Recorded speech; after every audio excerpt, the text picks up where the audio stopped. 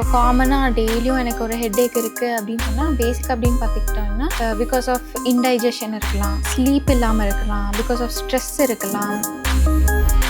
ஸ்ட்ரெஸ்ஸே இல்லாமல் லைஃப்பை ரன் பண்ண முடியாது. இல்லை அந்த ஆயுர்வேதில் இதுக்கு என்ன ட்ரீட்மெண்ட், என்ன சொல்யூஷன் கொடுக்கலாம்? நைட்டுன்னு இருக்கிறதே தூங்குறதுக்காக தான். ஸோ அந்த ஒர்க் பண்ணுறதுக்கு உண்டான ரெஸ்ட் கண்டிப்பாக வேணும். அந்த ரெஸ்ட்டு கிடைக்கலன்னா. வணக்கம் டாக்டர். இப்போ ஒரு காமனான கொஸ்டின், ஹெட்டேக்குன்றது வருதுங்களா டாக்டர்? எதனால் ஹெட்டேக் வருது? இப்போது ஹெட்டேக்குன்னு எடுத்துட்டா நிறைய ரீசன்ஸ் இருக்குது. ஓகேங்களா, ஒருத்தருக்கு ஒரு மாதிரி இருக்கும். பேசிக்காக அப்படின்னு சொல்கிறோன்னா, இப்போ காமனாக டெய்லியும் எனக்கு ஒரு ஹெட்டேக் இருக்குது அப்படின்னு சொன்னால் பேசிக் அப்படின்னு பார்த்துக்கிட்டோம்னா பிகாஸ் ஆஃப் இன்டைஜஷன் இருக்கலாம், ஸ்லீப் இல்லாமல் இருக்கலாம், பிகாஸ் ஆஃப் ஸ்ட்ரெஸ் இருக்கலாம், ஒரு ரொம்ப பிரைட் லைட்ஸ் பார்த்துட்டே இருக்காங்க அதனால் இருக்கலாம், ஒரு ரொம்ப ஸ்க்ரீன் டைம் இருக்கிறனால இருக்கலாம். ஸோ இந்த மாதிரி நிறைய ரீசன்ஸ் இருக்குது. நம்ம அது என்ன ரீசன் கண்டுபிடிச்சி அதுக்குண்டான என்ன ட்ரீட்மெண்ட் கொடுக்கணுமோ அதை நம்ம பண்ணணும். Okay doctor. இப்போ ஹெட்டேக்குன்னு நம்ம சொல்கிறப்ப அதுக்கு நீங்கள் சொன்னீங்க நிறைய ஸ்ட்ரெஸ் இருக்குது, நிறைய ஸ்லீப்பில் இருக்குது. இப்போ எதனால் அந்த ப்ராசஸ் இருக்குது? அந்த காலத்துலலாம் தலைவலின்னு பெருசாக சொல்கிறேன். இப்போ தலைவலியே ஒரு பெரிய வியாதி ஆயிடுது. ஃபஸ்ட்டு தூக்கம் இல்லாமல் ஆயிடுது, அப்புறம் சாப்பாடு இல்லாமல் ஆயிடுது, வாமிட்டிங் சென்சேஷன் வருது. ஸோ அதுக்குள்ளேயே உள்ளே போக போக நிறைய டிசீஸ்க்குள்ளே அட்டாக் ஆகிற மாதிரியே இருக்குது. ஸோ இதுக்கு என்ன மாதிரி, எதனால் இந்த ப்ராசஸ் ஸ்டாப் ஆகுது, எதனால் இது வருது? இப்போது அதுதான், இப்போ நீங்களே அதில் நிறைய விஷயங்கள் சொல்லிட்டீங்க. தூக்கம் இல்லாமல் இருக்கிறது, நாசியா அதாவது வாமிட்டிங் சென்சேஷன் இருக்குது, அதுக்கப்புறம் நம்ம நிறைய ஸ்ட்ரெஸ் இருந்துகிட்டே இருக்கும். ஸோ இதெல்லாம் இந்த இப்போது ஸ்ட்ரெஸ்ஸுன்னு எடுத்துக்கிட்டால் எதனால ஸ்ட்ரெஸ் வருது? அந்த ஸ்ட்ரெஸ்ஸே நிறையா நம்ம கேட்டகரைஸ் பண்ணலாம். சில பேருக்கு ஸ்ட்ரெஸ் எப்படி இருக்குன்னா, இப்போது ஸ்டூடெண்ட்ஸ்க்கு அந்த மாதிரிலாம் எடுத்துக்கிட்டிங்கன்னா படிக்கணும், ஹோம்ஒர்க் எழுதணும், அந்த ஸ்ட்ரெஸ் இருக்கும். இப்போ கொஞ்சம் காலேஜஸ் அந்த மாதிரிலாம் எக்ஸாம் ஸ்ட்ரெஸ் அந்த மாதிரி இருக்கும். ஒர்க் பண்ணுறாங்கன்னா ஒர்க் ஸ்ட்ரெஸ், அப்புறம் ஃபேமிலி பார்த்துக்கணும், அவங்க குழந்தைங்கள பார்த்துக்கணும். ஸோ இந்த மாதிரி ஸ்ட்ரெஸ் வேரி ஆகிட்டே இருக்கும். எதனால ஸ்ட்ரெஸ் வருது அது நம்ம ஃபஸ்ட்டு ரூல் அவுட் பண்ணணும். ஸோ அது நம்ம ஸ்ட்ரெஸ் இல்லாமல் நம்ம எப்படி அதை சேனலைஸ் பண்ணி எடுத்துகிட்டு போகிறது, கொஞ்சம் கான்ஷியஸாக என்ன பண்ணணும். ஸோ ஸ்ட்ரெஸ் மேனேஜ்மெண்ட் அது அப்படி பண்ணலாம். இல்லை அது இல்லாமல் அதை என்னால் மேனேஜ் பண்ண முடியல அப்படின்னா, இப்போ ஆயுர்வேதாவில் பார்த்திங்கன்னா இன்டர்னல் மெடிகேஷன்ஸும் இருக்குது, எக்ஸ்டர்னலாகவும் ட்ரீட்மெண்ட்ஸ் இருக்குது, அது இல்லாமல் யோகா, மெடிடேஷன். ஸோ இந்த மாதிரி இதெல்லாம் நம்ம ஸ்ட்ரெஸ்ஸை மேனேஜ் பண்ணலாம். ஓகேங்களா. ஸோ இன்னொரு விஷயம் பார்த்துக்கிட்டிங்கன்னா, இப்போ நான் ஸ்டார்டிங்கே சொன்னேன் ஃபார் டைஜஷன்.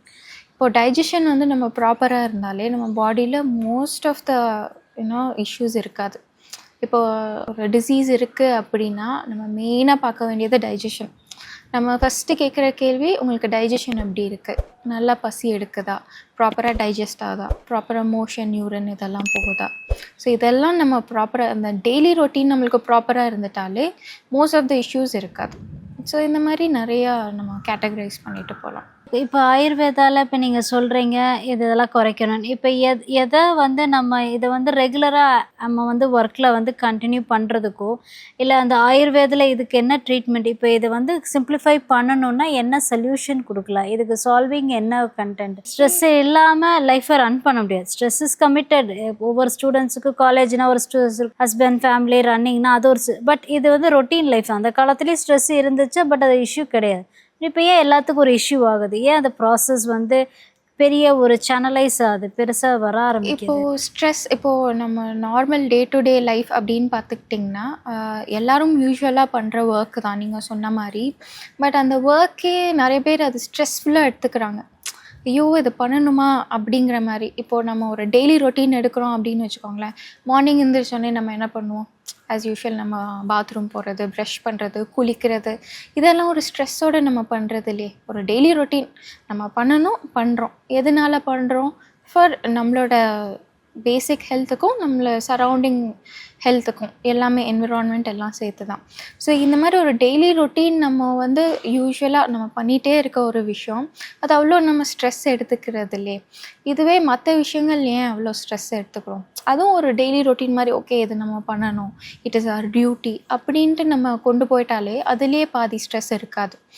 இன்னொரு ஸ்ட்ரெஸ் மேனேஜ்மெண்ட் அப்படின்னு சொல்லணுன்னா, நம்ம கான்ஷியஸாக நம்ம என்ன பண்ணுறோம் நம்மளுக்கு ஃபஸ்ட்டு தெரியணும். நம்மளை சுற்றி சரௌண்டிங்ஸ் அஃப்கோர்ஸ் ப்ரெஷர்ஸ் இருக்கும், இது பண்ணணும், இந்த டைமுக்குள்ளே பண்ணணும் அப்படிங்கிற ஸ்ட்ரெஸ் எல்லாம் இருக்கும். பட் அது நம்ம எப்படி மேனேஜ் பண்ணுறோம், நம்ம எப்படி அது கொண்டு போகிறோம், நம்மளோட என்விரான்மெண்ட் வந்து நம்மளை எப்படி அது அது நம்மளை பாதிக்க விடக்கூடாது. நான் என்னோடய ஒர்க்கை கரெக்டாக பண்ணிகிட்ருக்கேன், அது நான் ஸ்ட்ரெஸ்ஃபுல்லாக நான் கொண்டுட்டு போக வேண்டாம். என்னை சுற்றி யார் என்ன சொன்னாலும் இந்த டைமுக்கு பண்ணணும், இன்னும் இன்புட்ஸ் வந்துக்கிட்டே இருக்கும், அது நம்ம ஸ்டாப்பே பண்ண முடியாது. மேபி நம்ம பேரண்ட்ஸாக இருக்கட்டும், நம்ம கிட்ஸாக இருக்கட்டும், ஹஸ்பண்ட் ஒய்ஃப் யாராக வேணா இருக்கட்டும், இன்புட்ஸ் வந்துக்கிட்டே இருக்கும். இதை பண்ணு, அதை பண்ணு, இந்த டைமில் பண்ண வந்துக்கிட்டே தான் இருக்கும்.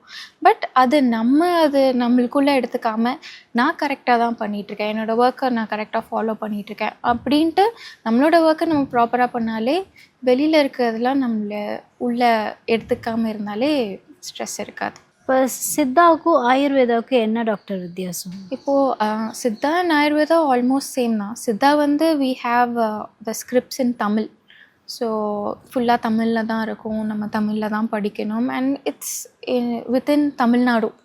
ஆயுர்வேதா அப்படின்னு எடுத்துக்கிட்டோன்னா we study in Sanskrit, scripts எல்லாமே சான்ஸ்கிரிட்டில் இருக்கும், and it is world wide.